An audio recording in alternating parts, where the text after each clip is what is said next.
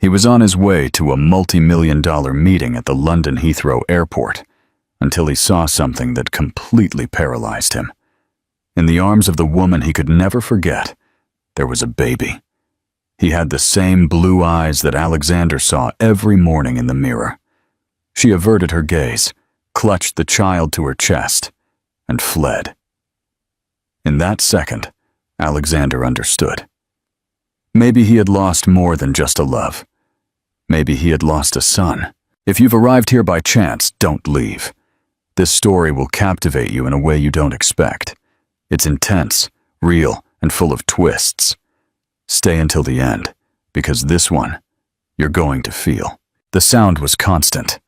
The scrape of suitcase wheels on polished floors, announcements over the loudspeakers in 3 languages, and the muffled murmur of voices broken by hurried goodbyes and tearful reunions.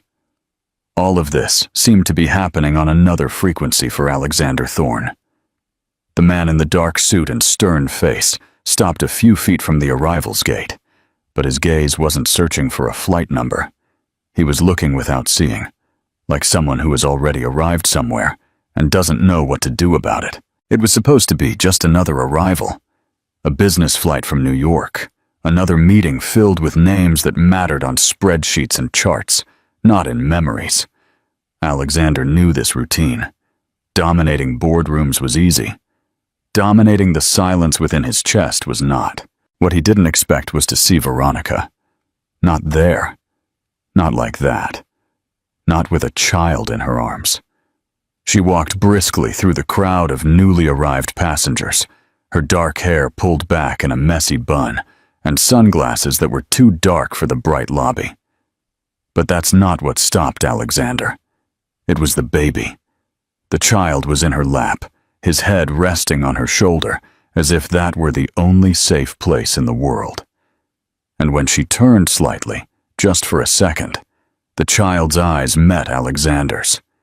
Cerulean. Blue like his.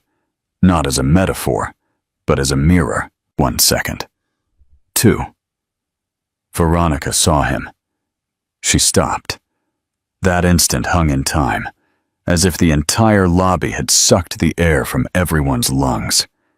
She didn't say anything, but the tight grip on the child's arm, the tension in her jaw, the way her lips pressed into a straight line, all of it said more than any hurried phrase. "Veronica," he whispered, more to himself than to her. But she heard him. She turned around with determination, as if running away were the only acceptable response. Her suitcases were already in her hand. The baby made a small sound, perhaps annoyed, perhaps scared. And then she disappeared into the crowd, as if she had never existed. Alexander stood there. The same man who had closed multi-million-dollar deals without blinking was now standing like a lost tourist, feeling the ground crumble beneath his feet. 2 minutes passed before he breathed, and when he did, he felt a question enter instead of oxygen. Is that child? He adjusted his tie, trying to hide the anguish growing in his chest. He called someone on impulse, because the loneliness of that moment was unbearable. "Eleanor?" His voice came out firm, but tinged with something she hadn't heard in years. Uncertainty. "Hey brother, did you land? I just saw Veronica, with a baby, in her arms." "What? A baby?" His sister's casual tone vanished instantly. "Wait, how old is the baby?" "I don't know. Small, a year, maybe, a little over a year. She was at the clinic with him a few months ago. I went to take Sylvia's nephew. I saw her in the waiting room. She had a baby in her arms. I just thought." "You thought what? That it wasn't your business, that it wasn't our problem, that you had already moved on." Silence. "Does he have my eyes, Eleanor?" On the other end, she fell silent too, because she knew exactly what that meant. It wasn't about genetics. It was about what Alexander couldn't say. The fear, the guilt, the doubt that was now consuming him like acid. He hung up. There was nothing more to hear or to deny. In the taxi to the hotel, he didn't see London pass by the window. The glass became a projection screen for what was left unsaid, for what was misunderstood, for the image he couldn't get out of his mind. Veronica holding that baby as if he were her entire world. A world he, apparently, wasn't a part of. Upon arriving at the suite, he walked in a straight line to the bathroom mirror and faced himself as if in front of a stranger. He ran a hand through his dark hair, over the face that the press often called imposing, but that now only looked exhausted. He couldn't sleep. The night was a parade of jumbled memories, but one remained intact. The exact moment Veronica looked at him before she disappeared. That look didn't hold hatred. It held an ancient grief. A grief for something that had died before it was ever born. The next morning, Alexander dressed as he always did. A custom-tailored blazer, Italian shoes, a luxury watch. But something was wrong. It all felt like armor for someone who had already been wounded too many times, and who now, perhaps, had wounded someone else. His phone vibrated. It was an unimportant notification. He deleted it. He picked up his phone again, hesitated, and then dialed a number he hadn't used in years, that of the pediatric clinic. The name of the doctor he vaguely remembered, Maria Cortese, Veronica's friend. The call didn't go through. He gave up. At the hotel reception, he drank a coffee whose flavor he didn't even notice. And then, the sound of a child laughing somewhere hit him like a slap. The laugh was different, but it awakened something primitive inside him. An imagined memory. An absence he hadn't recognized until that moment. Veronica had disappeared. But what did she take with her? He didn't know, but he was going to find out. Because for the first time in years, Alexander Thorne felt scared. Not of losing contracts, power, or his image, but of having already lost something he might never be able to get back. What would you have done in Alexander's place? Would you have pursued the truth immediately, or let sleeping dogs lie? A buried truth. Alexander looked at his phone like a man holding a trigger, his finger hovering over a name he didn't have the courage to dial. Dr. Maria Cortese. The number had been saved for years, ever since an exhibition in London when he and Veronica were still together. Marina was there, her lab coat over a black dress, laughing at Veronica's jokes as if they were sisters. Back then, he felt like an intruder between them, but pretended not to care. Now, he needed that same woman to let him in on a truth no one wanted to admit out loud. He dialed. It rang twice before she answered. Dr. Maria Cortese, she responded on the other end, her voice dry and formal. Alexander cleared his throat. Maria, it's me. Me, Alexander Thorne. Silence on the other end. He heard only a faint sigh and the sound of papers being stacked. What do you want? I need to talk to you. It's urgent. If it's about Veronica, you've called the wrong person. No, you're exactly the right person, she scoffed. It wasn't a sound of impatience, but of weariness. Weariness of stories that hurt again after years of trying to heal. Alexander, I'm a doctor, a pediatrician. If you want to know something about Veronica, call her. If she doesn't answer, accept it. That should have been left in the past. I saw the child at the airport. He has my eyes, Maria. Exactly mine. The texture of the silence on the other end changed. It became dense, uncomfortable. Are you asking me to violate doctor-patient confidentiality? I'm asking you to be human. If he's my son, I have a right to know. And if he is, what are you going to do? Write a check? Announce a family photo op? It's too late for a redemption speech, Alexander. I don't want to save my image. I want to know if I have a son. That's all. She didn't answer. The silence this time felt like a no. Maria, I swear on everything I failed to say before. I just want the truth. I don't want to fight with anyone. Just give me an address. The address is the exit door from her life, and if you have a minimum of respect, from his too. Before he could respond, the line went dead. Alexander closed his eyes, clenching his jaw. The phone trembled in his hand, as if it wanted to say something he didn't dare to hear. Hours later, sitting on the brown leather sofa of one of the most expensive offices in London, Alexander looked at his lawyer, Callum Davies, a meticulous man, with a light suit and a calm voice. The kind of person who never gives quick answers because he knows his value is in the waiting. "And are you sure the child could be your son? He has my eyes. Exactly mine. And the timing matches. We broke up a little over 2 years ago. She disappeared right after that." Callum clasped his hands on the glass table. "Do you want to initiate a paternity suit? I want to know my options. Without exposing anyone. Not her, not the child. It's more complex than you think. I'm not here for what's easy." Callum leaned forward, adjusting his glasses on his nose. "Legally, you can file a lawsuit. But that means subpoenas, genetic material collection, forensic analysis, and public exposure. Are you going to sue the mother of your potential son?" Alexander looked away. For the first time since he entered that office, his silence wasn't a sign of control, but of doubt. "She's not going to make it easy," he finally said. "She hates me." "Does she really hate you? Or is she just protecting herself from you?" Alexander didn't answer. Callum continued. "There's another way, a more delicate one. You approach her. You build a connection. You don't invade. You observe. And if the opportunity arises, you propose a DT test by mutual consent. But for that, she needs to open at least a crack for you. And from what you're telling me, she's still entrenched in anger. She thinks I said a child would ruin my life." "Did you say that?" "No, I said I needed time. I was trying to be responsible. I was afraid of repeating my father's mistakes. I just didn't know how to say it well. And she didn't know how to wait for the right moment." Callum was silent for a moment, then spoke cautiously. "Alexander, some battles are won not with force, but with presence.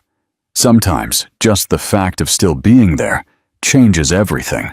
The next night, Alexander returned to his hotel and didn't turn on any lights. He stayed in the darkness. The city pulsed outside, but he seemed disconnected from the world. He sat on the floor of the suite, leaning against the wall, as if that brought him closer to reality. In his mind, an infinite loop. The baby in Veronica's arms, her expression when she saw him, the way she avoided him, as if he were a mistake from the past come back to haunt her. But there was something behind that look, something that wasn't hatred. It was too much pain to be just resentment. He picked up his phone again. He opened the gallery. An old photo. Veronica, with paint on her face, sitting on the floor of her studio, laughing. He had taken that photo secretly, after a silly argument. It was the last time he remembered her smiling without her guard up. Now, she held a child who was perhaps the fruit of that last night. A son, a piece of something that survived even when their love didn't. Alexander closed his eyes and swore he wouldn't rest until he knew the truth. But not by force, not with pressure. This time, he would do it differently. Because now, he was no longer just a man trying to understand the past. He was a potential father trying to earn the present. If you were Alexander, would you have chosen the delicate path, or would you have filed the paternity suit to get answers faster? Unearthing the past. The truth, when buried for too long, doesn't surface on its own. It demands to be dug up. And Alexander knew exactly where to start. Mr. Patrick lived on the outskirts of Yorkshire, in an old house with dark wooden windows, and a garden that, for years, seemed to take care of itself. It was the kind of place that held time within its walls, and memories no one dared to clean out. Alexander didn't announce his visit. He knew that if he did, he wouldn't be well received. The relationship between them was never close, cordial at best. There was something hard about Mr. Patrick, a silent pride that rejected, any trace of the man who had hurt his daughter. Still, he knocked on the door. Twice. The third time, more firmly. "Who is it?" The voice on the other side sounded tired, not from age, from life. "Alexander." "Thorne." The lock slowly turned, and when the door opened, Mr. Patrick appeared with an expression that mixed surprise and contempt. "What are you doing here?" "I need to talk to you. It's important. Important for you. For Veronica, too. Even if she never knows it." Mr. Patrick hesitated. He didn't invite him in, but he didn't close the door either. His eyes, gray and deep, examined him like someone trying to find humanity in a face known only for the pain it caused. 10 minutes. He finally said, turning away. Alexander followed him silently through the house. The furniture was old, but retained a certain dignity. There were photos of Veronica on the walls, a child, a teenager, an adult, painting, smiling in some, absent in others. And then, a recent image. Veronica with the child in her arms, laughing. The photo didn't look posed. It was real, almost alive. Alexander's heart faltered. They sat facing each other, separated by a wooden table marked by time. Mr. Patrick poured coffee, but didn't drink it. "Did Veronica have a son?" Alexander asked. Direct. No beating around the bush. "What if she did? I need to know if he's mine." Mr. Patrick looked at him for several seconds. He didn't answer immediately. Only the slight creak of the chair as he leaned back broke the silence. "She was pregnant when you two broke up, but you didn't come back. You didn't ask. You didn't look. I thought she had left because she didn't want anything to do with me anymore. You gave her every reason for that." "I never—" Alexander stopped, as if the weight of the memory was closing his throat. "I never said I didn't want the child. I said I needed time, that I was scared. I didn't want to repeat the abandonment I experienced. My father was a ghost in my childhood. I thought that by trying to prepare myself, I was doing the right thing. But what she heard," Mr. Patrick said firmly, "was that a child would ruin your plans. That she was a problem. That the pregnancy was a burden." Alexander ran a hand over his eyes, as if he wanted to erase the last few years. Or perhaps just that exact moment when everything broke. "I never said that. But you didn't deny it either. And silence, son, sometimes shouts louder than words." Mr. Patrick stood up. He walked to a shelf, took something, and returned with a small, discreet photo frame.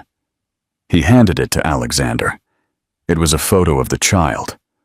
On the floor, surrounded by brushes, his blue eyes fixed on the camera, a shy smile on his face, and his hand stained with red paint. It was as if Veronica had painted that moment with her soul. "Leo Gabriel," Mr. Patrick said. "That's his name." The impact of the name made Alexander lean back in his chair. "Gabriel was my grandfather's name," he whispered. "And Leo was the name I wanted for my son, if I ever had one." Mr. Patrick didn't respond. He just watched. "She knew that?" "Of course. You told her one night after a few glasses of wine, thinking no one would remember. But she remembered everything." Alexander held the frame tightly, as if he could extract more than just an image. It was strange. This child, whom he didn't know, seemed to carry fragments of him scattered across his face, as if each feature were an answer to questions he never dared to ask. "She didn't give me a chance." "No, she protected herself. And now?" Mr. Patrick took a deep breath. He walked to the window, from which the overgrown garden was visible. "Now you're here, years later, trying to mend what time has torn. But no seam erases the wound. What do you really want?" Alexander hesitated, and for the first time, not out of pride or control, but out of genuine fear. "I want to get to know my son, but I don't want to invade their space.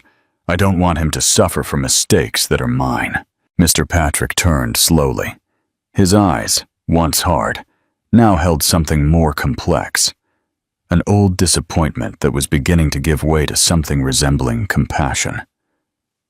"She still loves you," he said, like someone revealing something forbidden. "But it's a love she hides even from herself.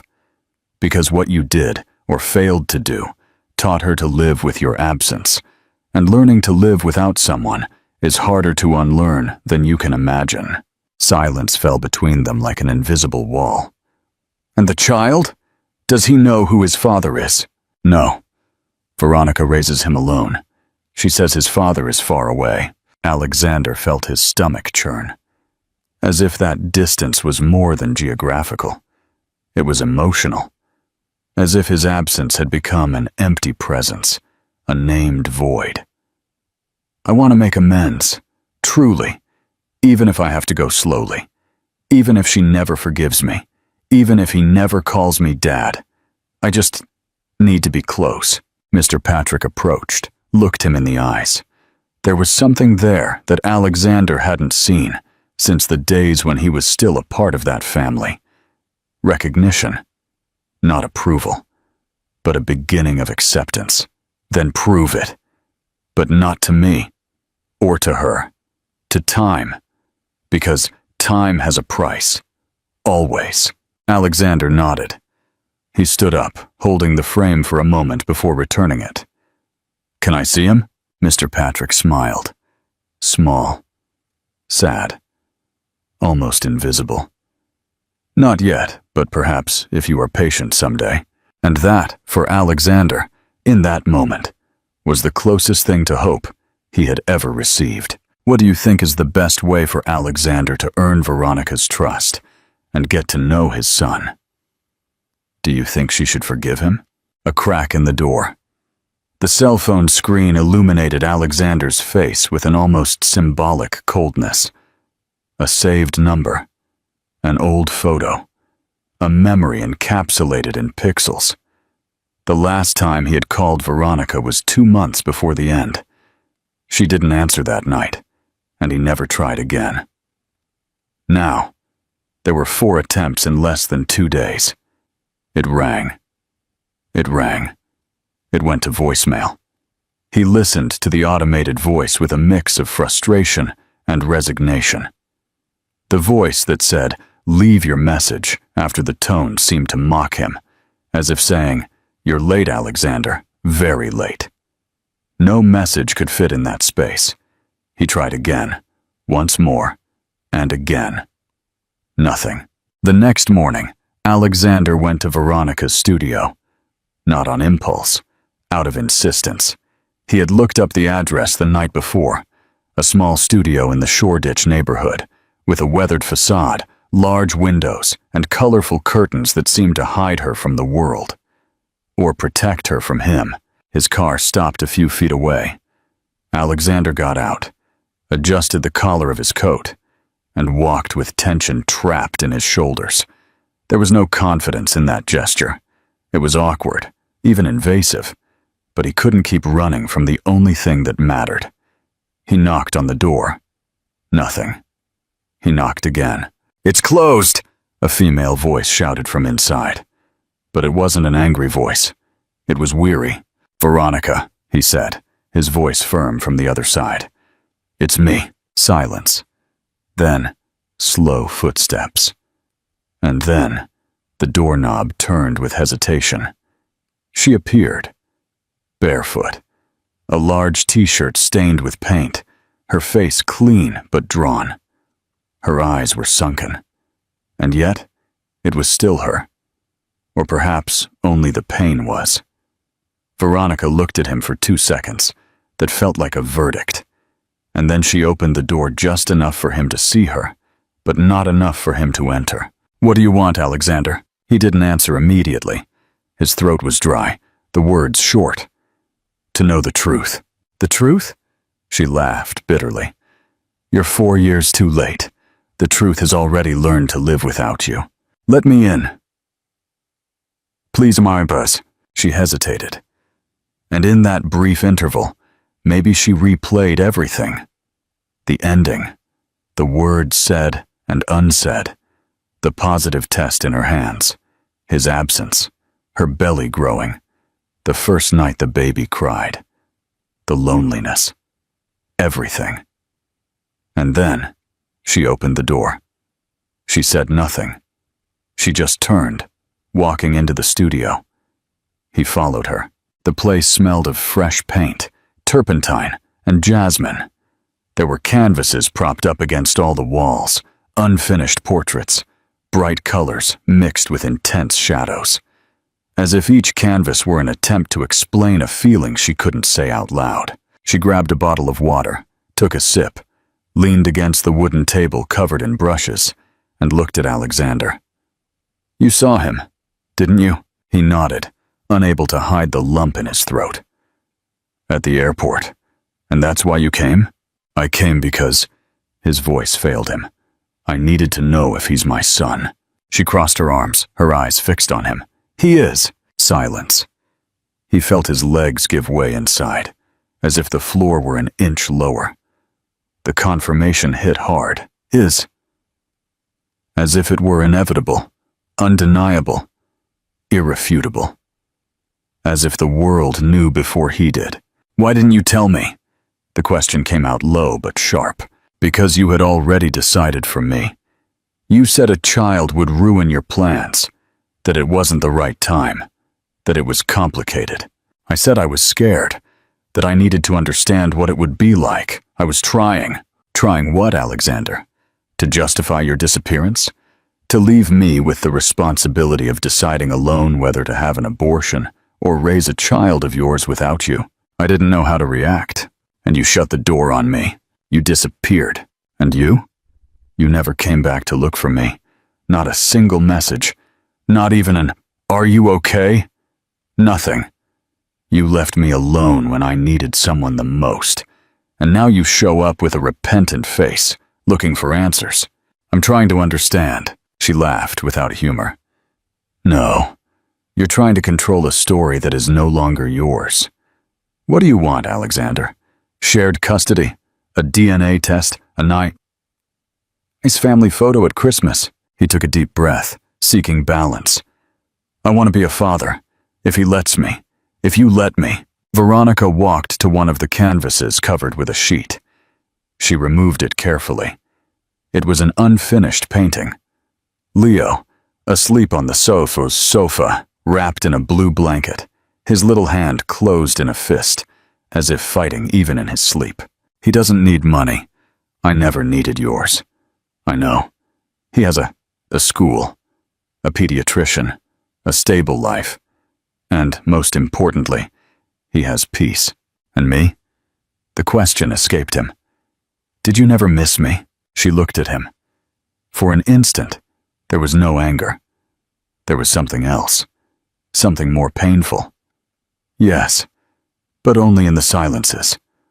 Only when he asked why some dads went to school and his didn't, and I had to say that his father was far away. But how far away? On the moon? At work?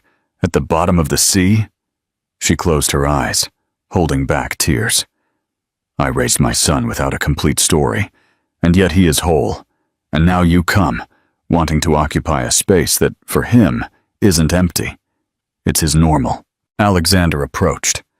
Slowly, with the respect of someone stepping on an emotional minefield.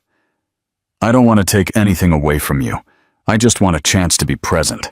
I won't impose myself or force my way in. Just let me get to know my son." Veronica ran a hand over her face. She walked to the door. She opened it. "I need to think." He nodded. He walked toward the exit. Before crossing the threshold, he turned back. "Thank you for giving him a name that was mine. Leo Gabriel." She froze for a second. "You remember that?" "I remember everything that mattered. I just didn't know what to do with it." She didn't reply. And he left.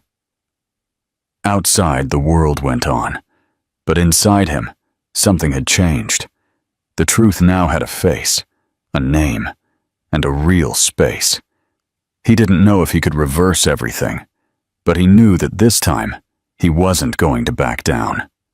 Or give up. The first steps 2 days. That was the exact amount of time Veronica was silent. Alexander didn't push. He didn't call, didn't show up. He just waited. Not as a noble gesture, but because it was the only possible path. He knew that pushing would be repeating the exact error that had separated them. Now, everything he did had to come with listening, with presence, with a real intention. On the morning of the third day, Veronica sent a brief message. "Come by at 5. Leo usually paints until 6. Then he sleeps. But just observe, Alexander. Just observe." He replied only with a "thank you." More would be too much. Less would be cowardice. At 4:45, Alexander was already standing on the other side of the street, watching the low building with its base facade, pots on the balcony and blue curtains fluttering. He was nervous, more so than at any board meeting, and that irritated him because it made him feel vulnerable. But this time, he didn't want to seem strong. He just wanted to be there. Veronica opened the gate promptly at 5. Her hair was in a messy bun. She wore glasses and an old sweater with paint stains on the cuffs. "Come up," she said, without smiling or frowning. Just firm. The apartment was small, but there was beauty in every corner. A bookshelf with children's books next to Veronica's paintings, toys organized methodically, and in the center of the living room, like the beating heart of the home, was Leo. Sitting on the floor with his legs crossed and a large sheet of paper in front of him, the boy dipped a thick brush into a pot of green paint and dragged it across the paper with the precision of someone building an entire world. He had Alexander's eyes, but what struck him most wasn't the resemblance. It was the child's concentration, the way his lower lip was trapped between his teeth as he painted. It was the life that emanated from him, a life he hadn't helped create, but that he now wanted to deserve. "He has a cold," Veronica said in a low voice. "It started yesterday, but this morning he had 38.5. Alexander turned, alert. "Did you give him medicine?" "An antipyretic in the morning, but now it seems like it's going up again. His eyes are a little glassy. His temperature goes up, and then he sweats. It's the second time this year." She said it naturally, like someone who had been through this many times. He just listened, and he felt the bitter taste of having missed all of his son's little sick days. "Can I?" She nodded. Alexander crouched down, slowly kneeling next to the child. "Hi, Leo," he said in a calm voice. The child looked at him sideways, then went back to his painting. No negative reaction, no attempt to get closer either. Just silent recognition. Veronica watched from a distance. There was tension in her posture, but also something else, an inner astonishment. Seeing Alexander there, kneeling next to her son, was like watching an old wound being touched without anesthesia. "Leo," she said gently, "we're going to take your temperature again." The child didn't respond. He just dropped the paintbrush and stood up. Noticeably slower. Alexander noticed for the first time the fragility of childhood, the slightly watery eyes, the cheeks redder than normal, the wobbly steps. Veronica took the digital thermometer and placed it on the child's forehead. The device beeped. 39.2. She tensed.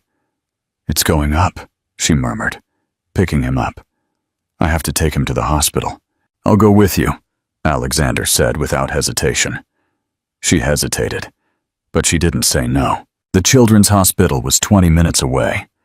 Veronica sat in the back seat with Leo in her arms, while Alexander drove. The child slept on his mother's chest, and Alexander watched him in the rearview mirror more times than he noticed. A silent storm was forming inside the car, made of fear, guilt, and love, all at the same time. "He has recurrent tonsillitis," Veronica explained, looking out the window. "The pediatrician said he might need follow-ups if it continues." "And you handle all this alone?" She didn't answer. "I'm sorry," I know I don't have the right to ask. She slowly turned her face, looking at him through the rearview mirror. You don't. But you're here. That phrase hit him in a way he couldn't process. Being there, with her and Leo, wasn't an act of redemption.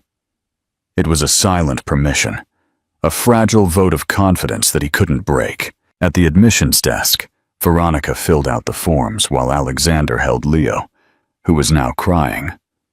A low, drawn-out cry of discomfort and fever.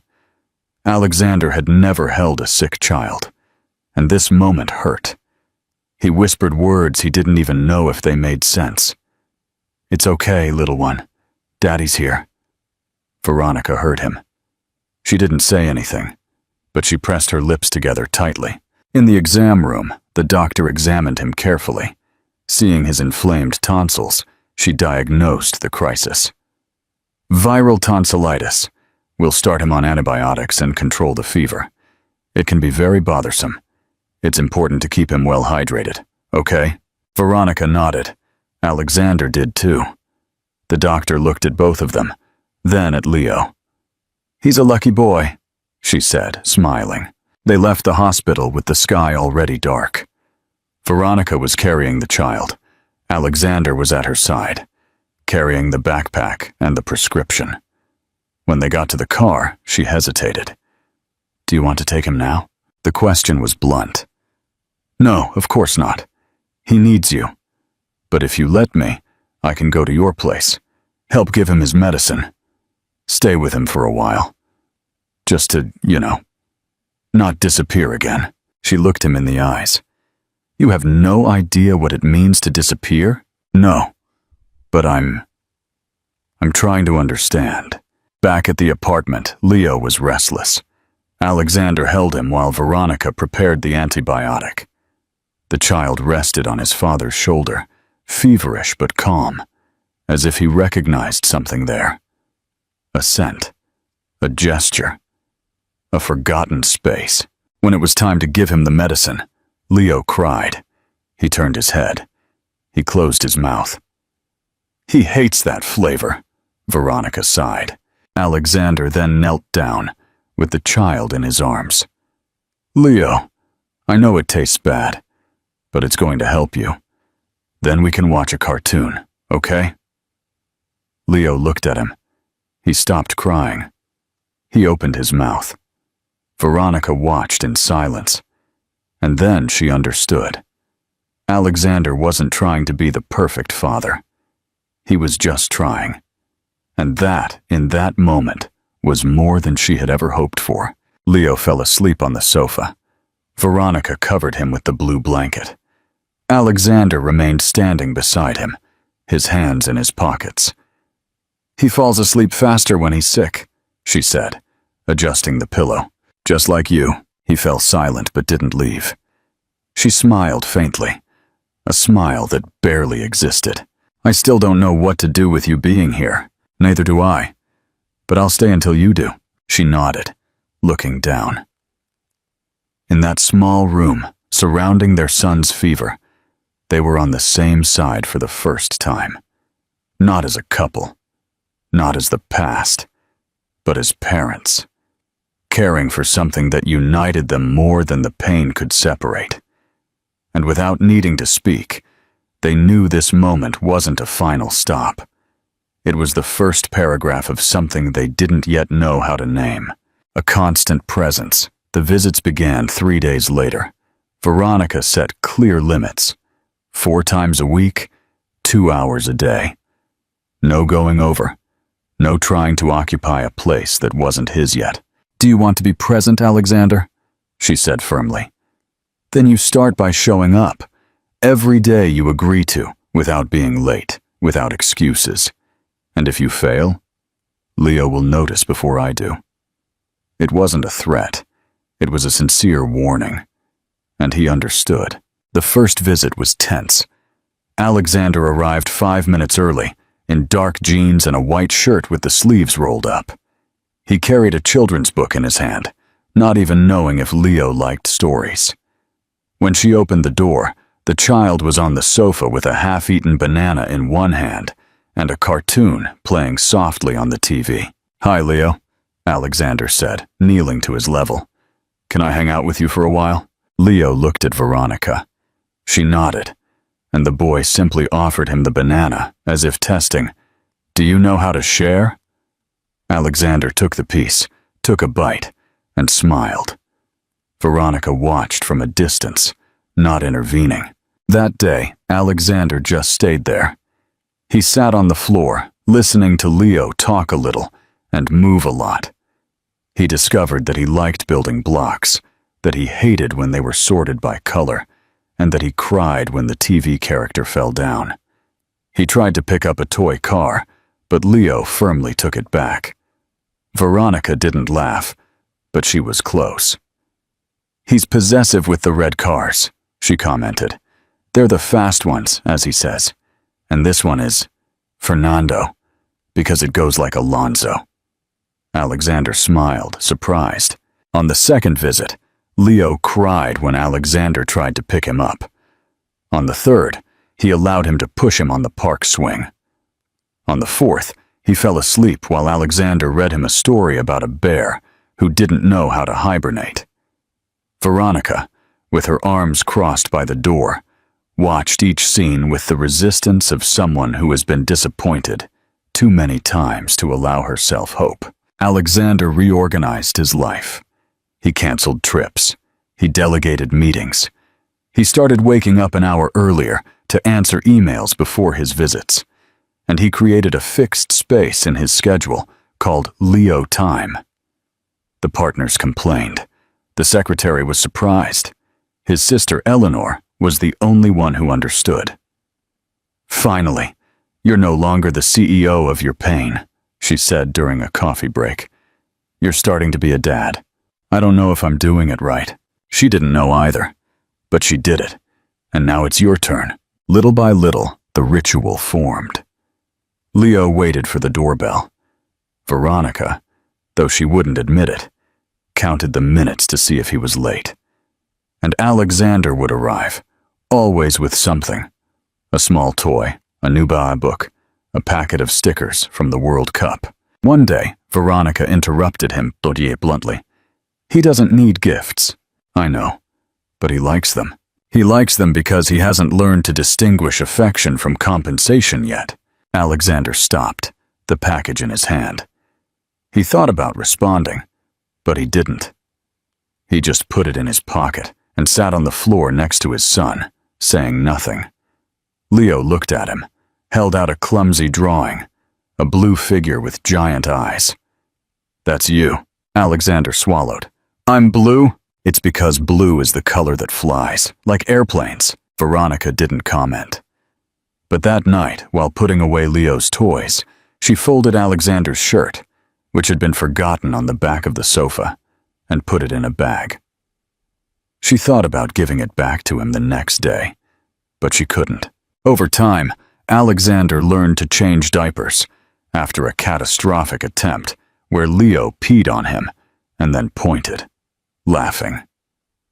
Veronica watched from the kitchen, almost impassively, though with the corner of her mouth curled in a contained smile. He also learned to prepare the bottle with the exact amount of chocolate.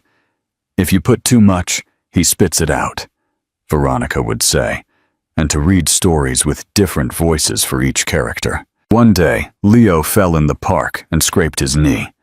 Alexander got to him before Veronica. He picked him up, not knowing if the hurt was more from the wound or the scare. When Leo cried, he hugged him tightly, and the child cried more, with that profound weeping that only happens when one feels safe. Veronica saw the scene from afar. She took a deep breath, and for the first time in months, she cried alone in the bathroom, not knowing if it was out of relief or fear. Alexander started preparing a room in his apartment. He painted the walls light blue, bought a child's bed with removable rails, and had a shelf custom-made with space for toys and books. He chose everything personally, something he never did. There was something almost therapeutic in the process, as if each detail were a silent apology. One of those days, Leo had a mild fever, and Veronica didn't let him go to the park.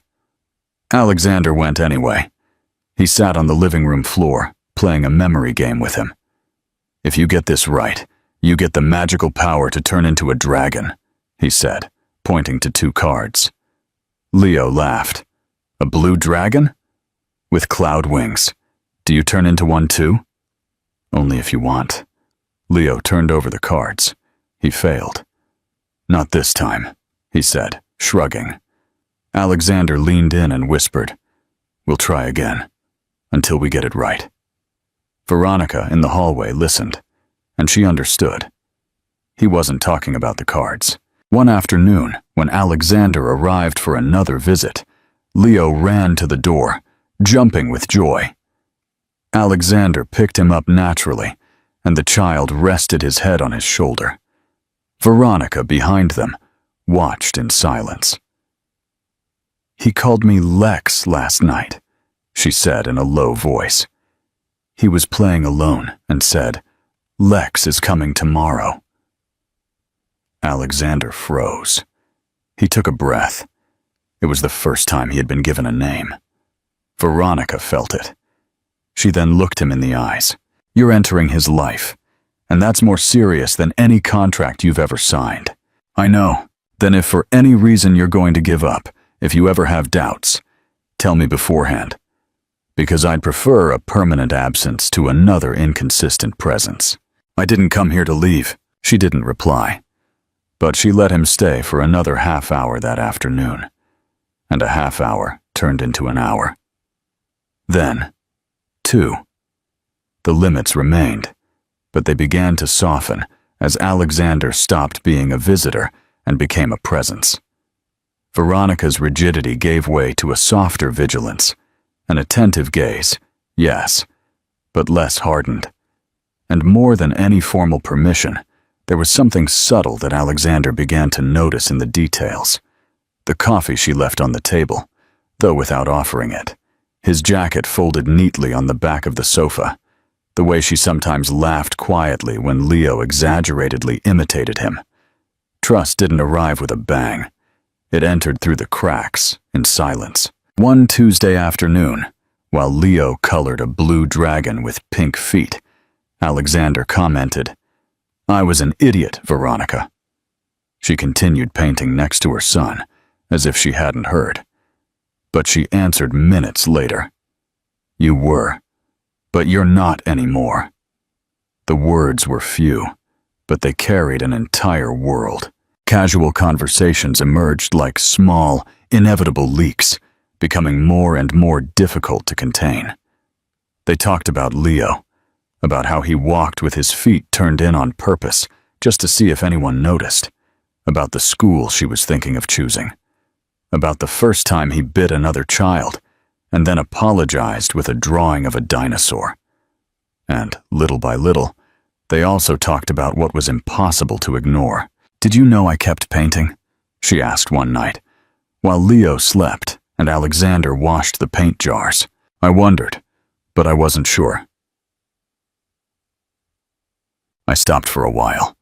When I found out I was pregnant, I spent weeks without touching a brush.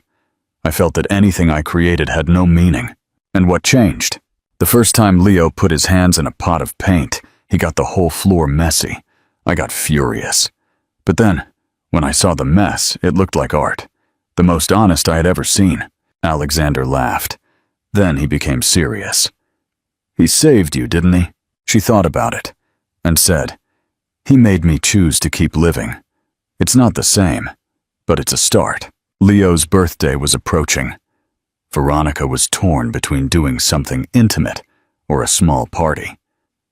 Alexander insisted on helping, and to both their surprise, she accepted. They planned a celebration in the building's courtyard with the closest neighbors, Alexander's sister, and Veronica's father. Veronica took care of the decorations, the food, the playlist of children's songs. Alexander organized the games, set up a tent with cushions for reading, and bought a 3-tiered cake. Too much, according to her. But he just replied, "If there's one thing Leo isn't going to suffer from, its symbolic absence. On the eve of the birthday, they spent the afternoon preparing party favors. "Do you have some kind of childhood trauma about birthdays?" she asked, folding small bags. "Only the silent ones. The ones nobody remembered. The ones my mother pretended didn't exist, so as not to provoke my father." Veronica looked at him.